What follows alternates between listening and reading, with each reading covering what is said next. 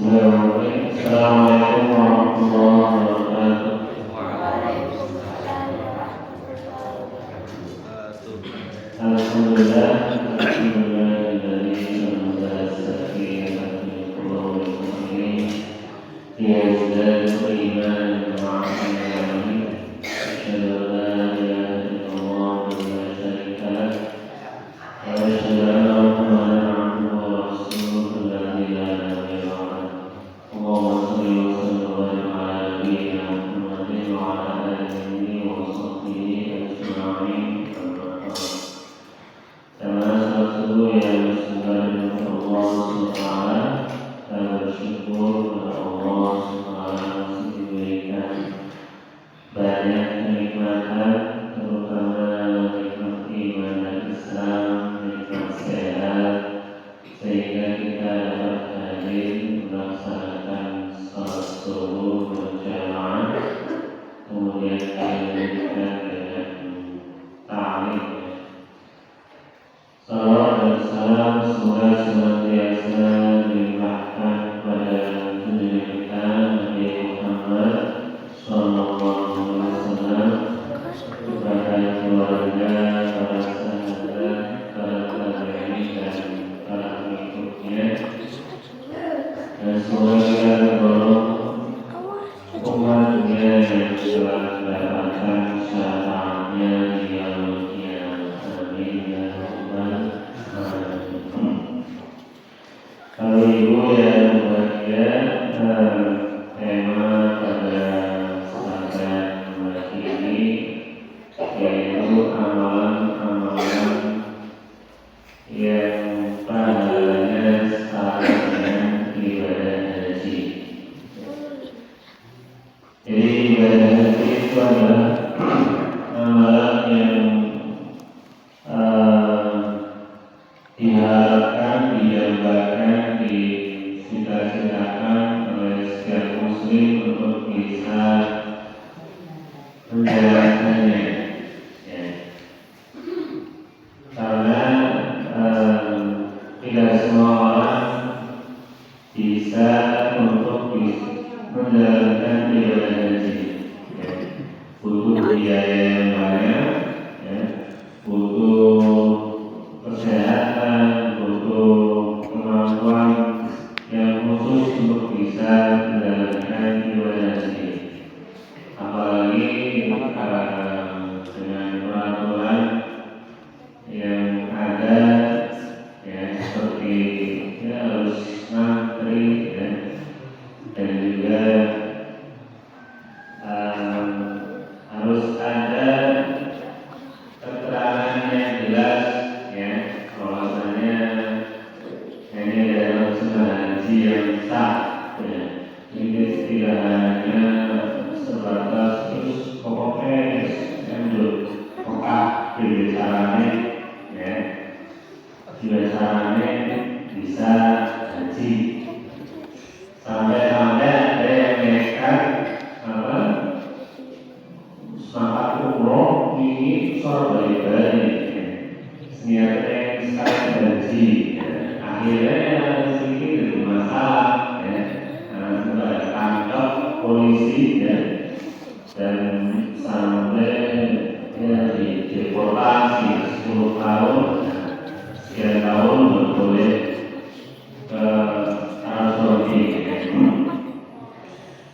Ya, jadi memang ibadah haji, ya, selain kita melaksanakan ibadah haji, kita harus dengan cara-cara yang benar, cara-cara yang legal, yang sesuai dengan aturan yang ada. Tidak usah mengikuti, ya, cara-cara yang tidak benar, nekat, ya, maka resikonya bisa tangkap polisi, ya. Ada beberapa jamaah umroh, ya, seperti itu, dan perlu ratusan atau ribuan, ya. Karena tidak ada surat resminya, tidak ada visa hajinya, sehingga ditangkap polisi dan dideportasi. Itulah mungkin karena ya kita paham bahwa setiap muslim mungkin sudah mendapatkan ya sangat menginginkan untuk bisa melaksanakan ibadah haji, sehingga ada yang melakukan cara-cara yang seperti itu ya. Maka bagi kita ya, cukuplah kita melakukan cara-cara yang benar sesuai syariat Islam dan sesuai aturan pemerintah yang ada ya. Harus ngantri, harus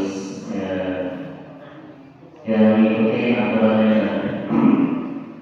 Karena sekalian jadi ibadah haji menjadi ibadah yang digambar-gambarkan oleh setiap muslim ya.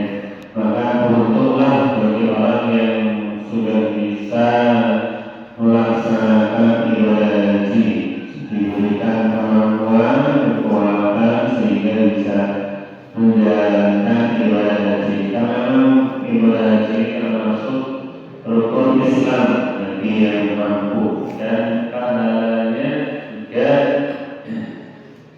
besar ya, sebagaimana Nabi menyebutkan dalam hadisnya, wal hajjul mabrur laisa jazaa'un illa jannah. Haji yang mabrur tidak ada balasannya selain surga. Jadi haji yang mabrur ya, bukan haji mabrur. Atau dalam hadis yang lain Nabi menyebutkan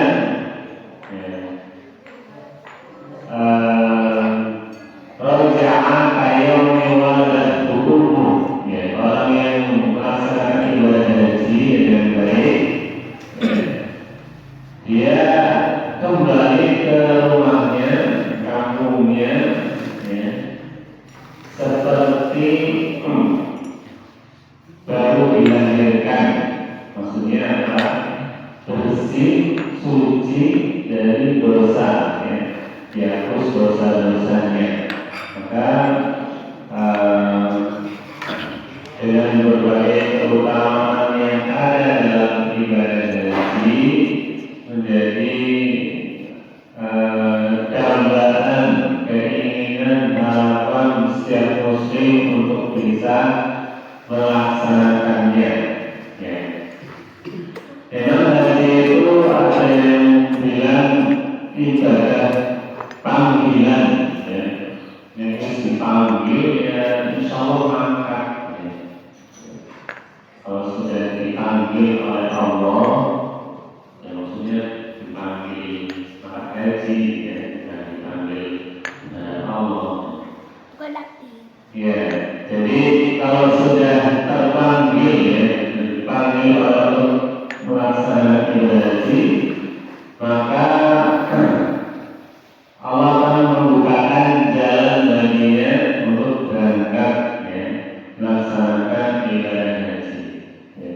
Meskipun mungkin dalam pandangan kita ini orang tidak mungkin kalau haji kira kalau di sini ya. Tapi kalau Allah sudah menentukan ya, ini orang berada di haji ya. Meskipun dalam pandangan orangnya bahwa ya makanya ada tukang bubur naik haji ya, meskipun sinetron ya, tukang bubur naik haji, tukang becak naik haji ya, tukang sapu naik haji,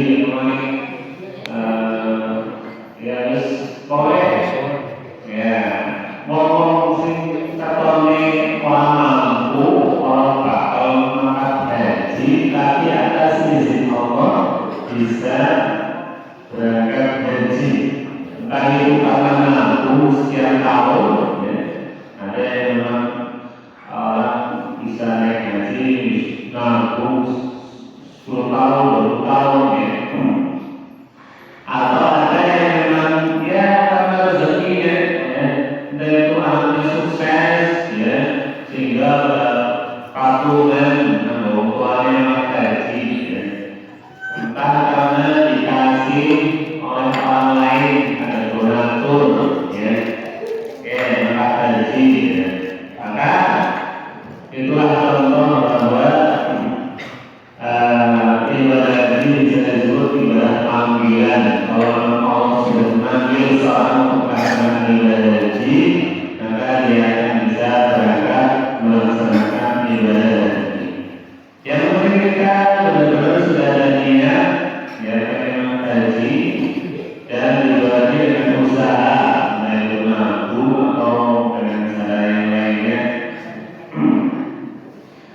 Maka Allah insya Allah akan memberikan jalan kepada kita untuk melaksanakan ibadah haji. Sebaliknya,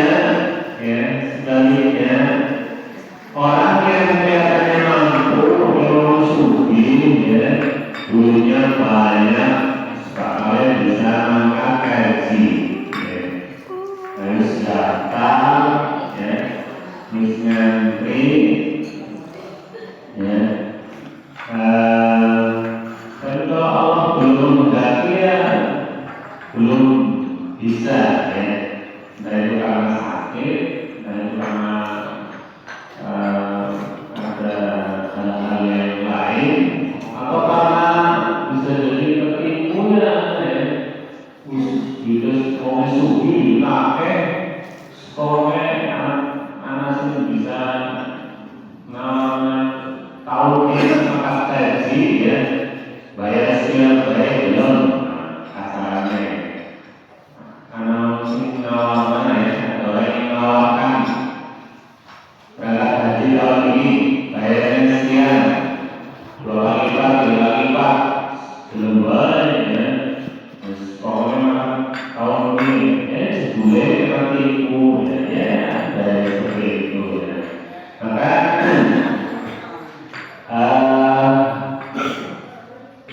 jadi ibadah haji merupakan tanggungan dari Allah sudah memanggil hambanya untuk melaksanakan ibadah haji, maka Allah akan membukakan jalan baginya untuk bisa melaksanakan ibadah haji.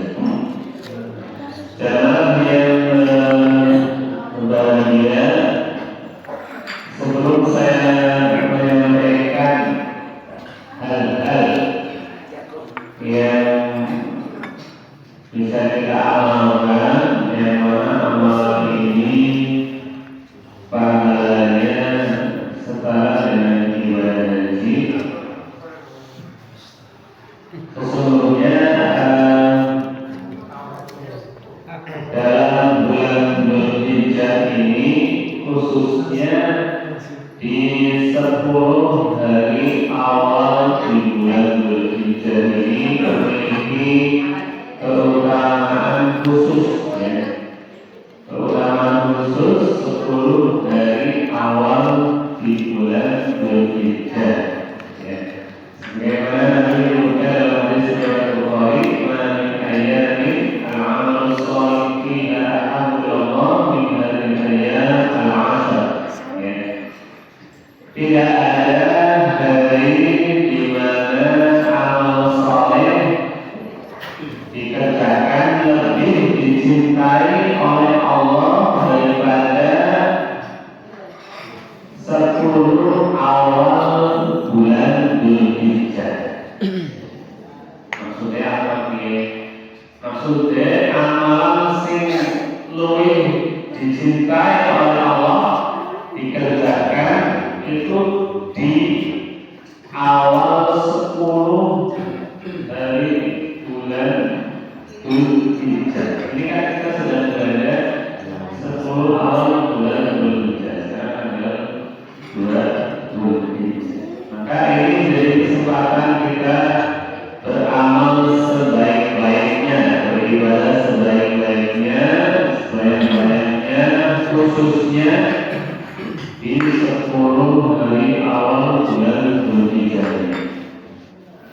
Sampai-sampai saya bertanya, wala jihad fisabilillah, meskipun itu amalan dalam jihad di jalan Allah, meskipun itu jihad di jalan Allah. Jadi maksudnya amalan dilakukan 10 hari bulan Dzulhijjah. Sholat, puasa, zikir, berpuasa, sedekah. Lebih utama dikerjakan bulan hari awal bulan Dzulhijjah. Nah, ini ada amalan jihad fisabilillah. Allah lebih menyukai amalan ini. Nah, itu sholat, zikir, berpuasa, sedekah. Lebih utama adalah jihad di jalan Allah. Ini dilakukan di 10 hari awal di bulan Dzulhijjah.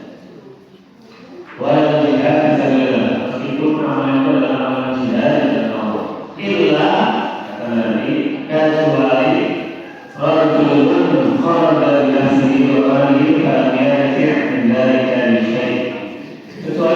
di jalan Allah dengan mempertaruhkan jiwa raganya dan hartanya, ya.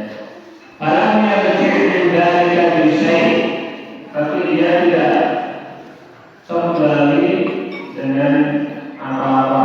Ya. Maksudnya apa? Dia gugur di jalan Allah. Dia gugur di jalan Allah ketika sedang berjihad di jalan Allah. Jadi amalan yang lebih dicintai oleh Allah adalah amalan yang dikerjakan pada 10 dari awal di bulan Dzulhijjah. Meskipun amalan itu adalah amalan jihad di jalan Allah, kecuali memang jihad itu benar-benar dengan jiwa raga hartanya dia kemudian gugur di jalan Allah. Maka ini kita berada dalam 10 hari awal bulan Dzulhijjah. Maka ini kesempatan untuk kita berbanyak ibadah dan amal saleh karena pahalanya besar, amal yang sangat dicintai oleh Allah, yaitu 10 hari awal bulan Dzulhijjah. Teman sekalian, jadi kembali kepada tadi ya, ibadah haji menjadi harapan dambaan setiap muslim untuk bisa melaksanakannya. Ya. Namun ketika orang mampu, saya pun sama tadi tidak dan bisa oleh pahala kayak pahala yang haji, maka ada amal-amal yang dianjurkan untuk bisa dilaksanakan yang mana pahalanya setara dengan ibadah haji. Namun yang perlu digarisbawahi di sini bahwa ini amalan ini pahalanya setara dengan ibadah haji, bukan berarti haji gugur sama haji, ya. Ini hanya sebatas pahalanya setara, bukan menggugurkan kewajiban hajinya bagi yang mampu untuk melaksanakan.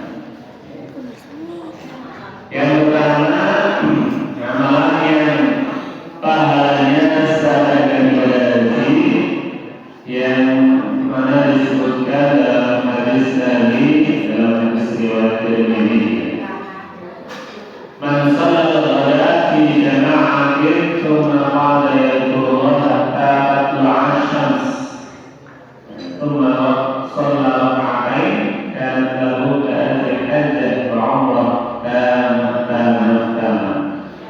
Man shalla al-ghada fi jama'atin, siapa yang salat subuh berjamaah, saatnya salat subuh berjamaah. Thumma qala yadhkurullah hatta tatlu'a asy-syams, kemudian habis salat subuh zikir, ya. Zikir sampai matahari terbit. Misalnya kira jam 6 sekiranya, ya. Habis subuh zikir sampai jam 6. Teman ya, zikir apa? Terus banyak-banyak zikir, ya. Saya itu baca Quran, baca salawat, dan seterusnya, ya. Atau dengan pengajian sendiri ini juga termasuk zikir, ya. Sampai matahari terbit, ya. Dan kemudian dia salat, tsumma shalla rak'atain, kemudian mengerjakan salat 2 rakaat. Karena menyebutkan namanya salat syuruk atau salat isya, ya. Kana lahu ka'ajri hajjah wa 'umrah tamah. Maka baginya pahala seperti haji dan umrah sempurna. Jadi salat subuh, zikir sampai matahari terbit, tapi dikasih juga, ya, antara matahari terbit dengan salat berkali sekitar 5 menit, ya. Karena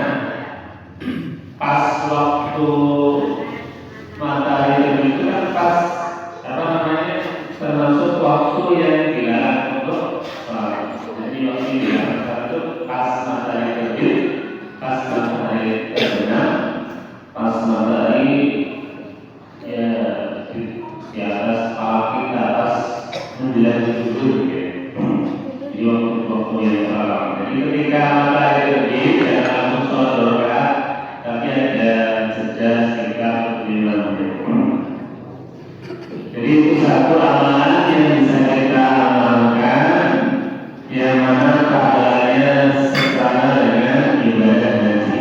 Jadi sholat subuh berjamaah dilakukan dengan zikir sampai matahari terbit, kemudian ada sekitar jeda 5 menit, kemudian sholat 2 rakaat, maka pahalanya besar seperti pahala haji dan umrah sempurna. Bapak Ibu ada yang sudah pernah mengamalkan ini belum? Nanti cuma diamalkan di pahalanya setara dengan ibadah haji. Kemudian yang kedua, amalan yang pahalanya bisa setara dengan ibadah haji yaitu menghadiri majelis ilmu, menghadiri taman surga di masjid, yang syaratnya di masjid, di hadis riwayat Hakim.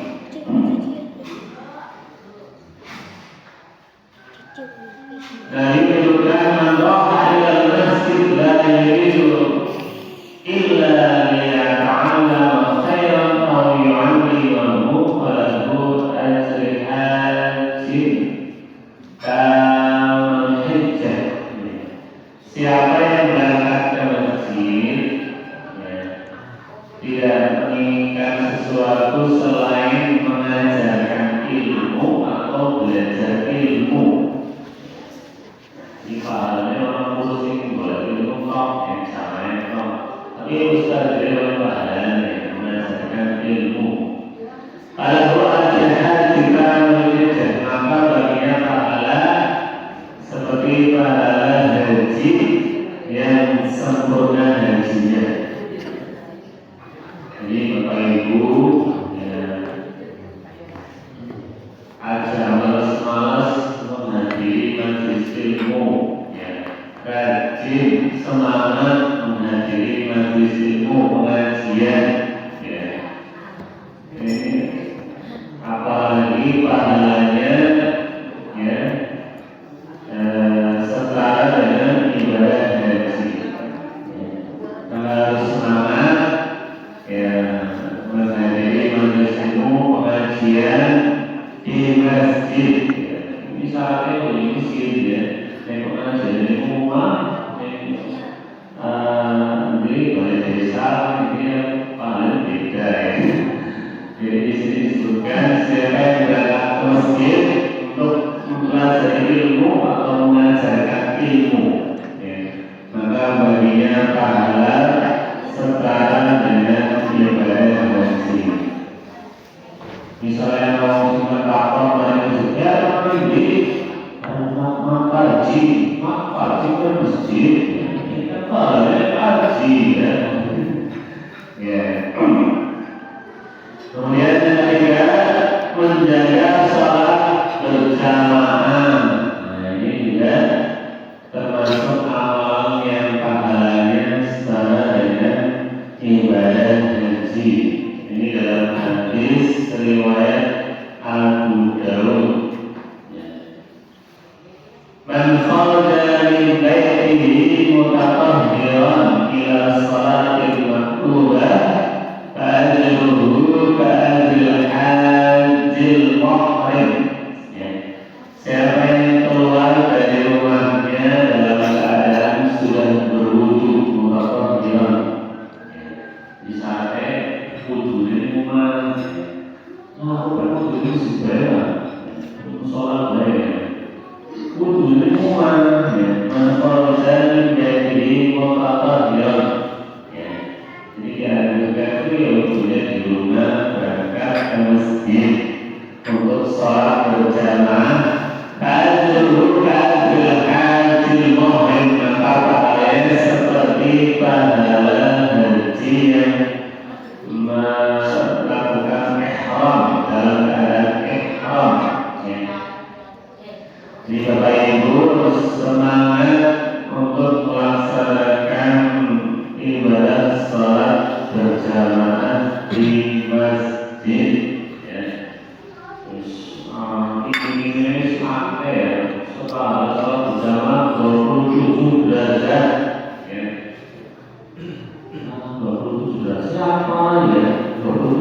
juta lah ya, antri ya, karena pahalanya 20 bulan di orang apa sebulan. Itulah ada orang ya, kalau ingin duit lah ngantri ya, tapi di pahala sekarang aneh ya, sebelum makan baik. Nah ini melaksanakan sholat berjamaah di masjid, pahalanya bisa setara dengan ibadah haji. Tidak hanya itu, kalau dalam hadis yang lain Nabi menyebutkan sholat berjamaah di masjid pahalanya besar sekali karena setiap langkah kaki menuju masjid dihitung pahala. Satu langkahnya menghapus dosa, satu langkahnya lagi menaikkan derajatnya. Jadi kalau rumahnya agak jauh ke masjid, itu pahalanya yang paling besar. Kata Nabi, a'adzamun nasi ajran fis shalah ab'aduhum mamshan. Orang yang pada sholatnya bisa adalah orang yang paling jauh rumahnya menuju masjid. Bapak Ibu yang jauh rumahnya menuju masjid mana? Ustaz, sampai jauh. Kalau motor mengaku ya, motor paling gede, ya putaran roda, paling jauh semua. Ya paling jauh pahalanya paling besar karena dihitung setiap langkahnya. Ya, satu langkah menghapus dosa, satu langkahnya lagi meninggikan derajatnya. Jadi Bapak Ibu, Anda kalau sudah rajin ya bisa melaksanakan sholat berjamaah ya, maka pahalanya bisa setara dengan ibadah haji. Kemudian yang keempat, melaksanakan umroh di bulan Ramadan. Ya, ini pahalanya seperti haji bersama Nabi. Nabi menyebutkan al-umrah fi Ramadan kahajjatil ma'i. Umrah yang dilaksanakan di bulan Ramadan seperti haji bersama aku. Makanya Bapak Ibu kalau umrah pilih umrah bulan Ramadan. Ya. Tapi biasanya dilarang karena ya tahu utamanya dan agak ramai ya. Biasanya kalau bulan Ramadan penuh ya, pengen merasakan tarawih juga kan, tarawih di Mekah ya, Masjidil Haram ya, menikmati suasana puasa di sana ya, menikmati sholat ibadah di sana ya. Jadi umrah di bulan Ramadan pahalanya bisa sama dengan ibadah haji bersama Nabi. Kemudian yang berikutnya yaitu niat yang benar. Ya, pokoknya niatnya pengen angkat haji. Ya. Meskipun tidak terlaksana, tapi niat beneran, ya.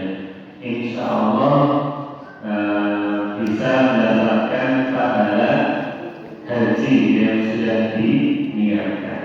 Dulu ketika COVID ya, karena sinus dijadwalkan mangkat ya, terus niat terus bayar nanti kalau anak COVID sudah mangkat ya, terus ya insya Allah sudah dapat pahalanya insya Allah ya, meskipun tidak diberangkat karena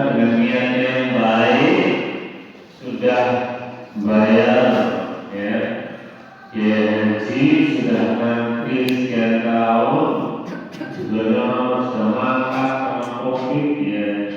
Nah, kalau pemerintah ini insya Allah pahalanya sudah dapat. Misalkan orang itu ya ketika tahun itu meninggal ya, tapi kalau misalnya diundur berangkat tahun depan ya syukur alhamdulillah ya. Ini kalau tetap orang lengkap ya karena mungkin sakit atau karena meninggal ya, insya Allah sudah dapat pahala hajinya karena dia sudah niat ya, sudah niat betul, sudah zakat, sudah bayar, sudah menanggung tahun ya, insya Allah sudah dapat pahalanya. Demikian juga kita semua ya meskipun bisa niat kok, bisa itu pengen kok, nah juga orang mendaftar ya, misalnya ya orang bisa daftar, orang bisa harus tuh pengen kok, ya insya Allah ya dengan niat yang baik, insya Allah bisa mendapatkan pahalanya.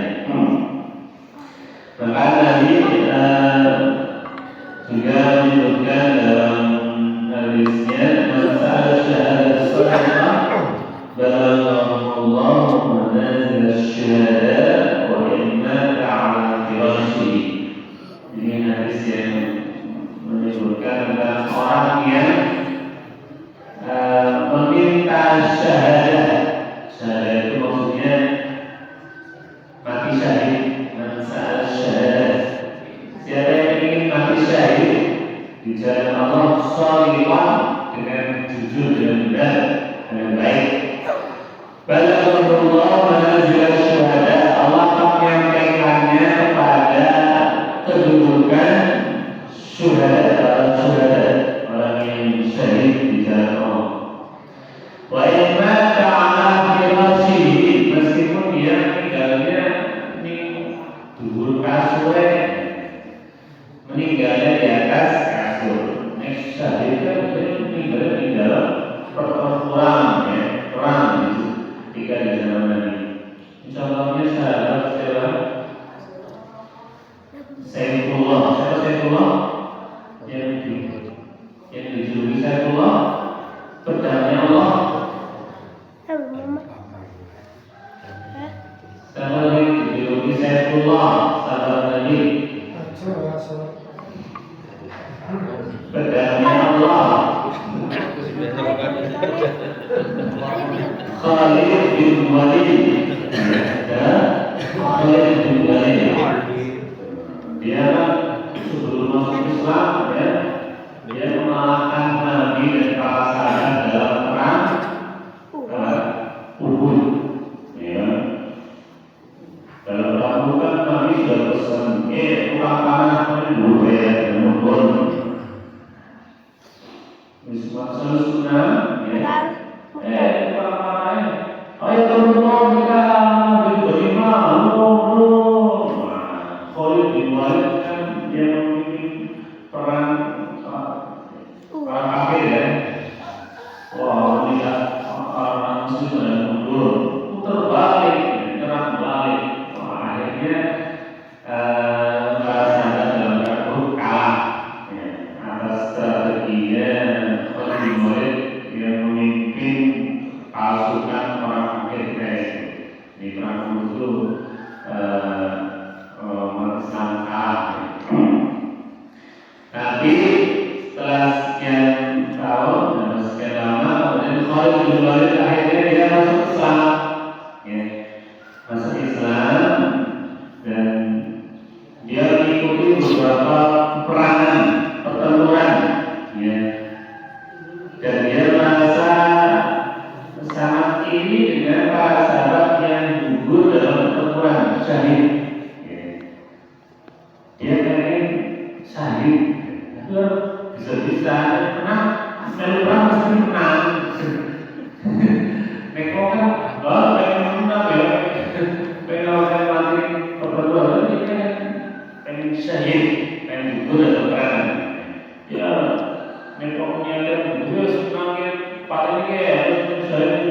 itu ya. Dia memang benar-benar orangnya yang kuat, yang berani, dan punya strategi yang bagus dan banyak sahabat yang menunjuknya. Tapi ketika masa pemerintah Umar bin Khattab, kalau diturunkan jabatannya, dan panglima jadi biasa. Karena khawatir ini kalau disembah-sembah nih, takutnya dia menjadi orang yang sombong gimana. Tapi kalau tidak bisa hati gimana. Dan akhirnya dia itu di akhir hayatnya meninggal di atas tempat tidurnya. Selain duduk meninggal pertempurannya. Akhirnya sesuai hadis Nabi ini, ya siapa yang menginginkan niatnya syahid gugur di jalan Allah dengan niat yang benar, Allah tempatkan di tempat para syahid, para syuhada, meskipun dia tidak di atas kasur. Demikian juga kita, kalau kita punya niat sesuatu, niat yang baik, kemudian tidak terlaksana, ya insya Allah kita akan mendapatkan sebagaimana hadis yang lain juga tidak majal aku awsah kutibahu maka ya'malu qimah sahihah. Apabila seorang itu sakit atau sedang dalam musafir ya, perjalanan jauh, maka akan dicatatkan pahalanya seperti yang dia lakukan dalam keadaan mukim, tidak sakit, dalam keadaan sehat, tidak sakit. Misalnya Bapak Ibu biasa dalam pengajian akan pagi, ya subuh, kajian subuh. Misalnya supaya kita pasti mau pengajian dengan beliau, insya Allah yang lagi sakit itu dapat pahala mengikuti pengajian subuh. Karena dia selalu mengikuti pengajian. Atau mungkin salah satu pengajian subuhnya,